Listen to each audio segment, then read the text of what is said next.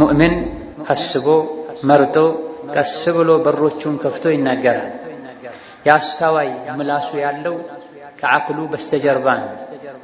የጃሂል የሞኝ ምላሱ ያለው ከዓቅሉ በፊት ነው። ጃሂል ሞኝ ከተናገረ በኋላ ነው የሚያስበው።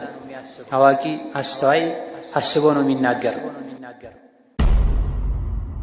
አንዱ መንገድ እየሄደ ሳለ ከአንድ ዓለም ጋር ዛሬ እንዴት ይበርዳል አለ። ዛሬ እንዴት ይበርዳል አለ። ዓለሙ መለስ አሉና እንዴት ይበርዳል ስላልክ ሞቀህ እንዴ ያሉት። ምንም ፋይዳ የሌለው ንግግር ነው የተናገርከው ማለት ነው። ከበረደህ መልበስ፣ ልብስ ከሌለ ዝም ማለት። እንዴት ይበርዳል በማለት ፋንታ ሱብሃንአላህ ሱብሃንአላህ ላኢላሃ ኢለላህ ማላ ያዕኒ ቀልብን ያደርጋል።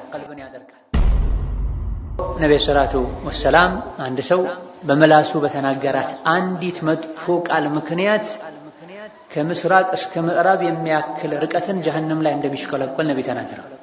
በአንዲት መጥፎ ቃል ምክንያት 70 ዓመት ወደ ታች ጀሀነም እንደሚወርድም ረሱል ተናገሩ ሰለላሁ ዐለይሂ ወሰለም። በአንዲት መጥፎ ንግግር ብቻና ብቻ ማለት ነው።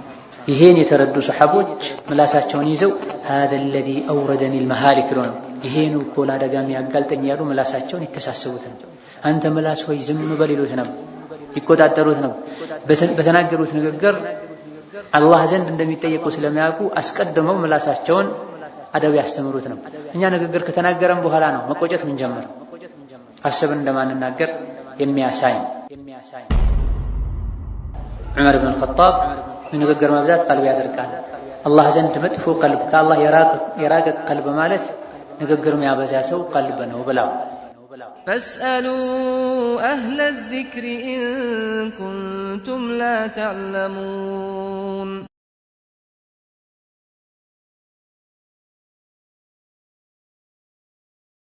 والصلاة والسلام على خير خلق الله محمد بن عبد الله وعلى آله وأصحابه ومن والاه أما بعد السلام عليكم ورحمة الله وبركاته الله تبارك وتعالى نسأل جوج እጅግ በጣም በዛ ያሉ ተቆጥረው የማያልቁ ጸጋዎችን ሰጥቷል።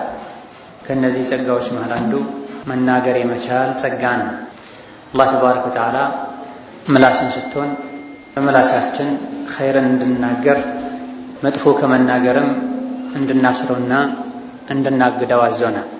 አላህ በሰጠው ምላስ ኸይርን፣ መልካምን፣ ዚክርን፣ ቁርአንን ያነበበና የተናገረ አላህ ዘንድም የሰው ልጆች ዘንድም የተከበረና የተወደደ ይሆናል። አላህ ተባረከ ወተዓላ በሰጠው ምላሱ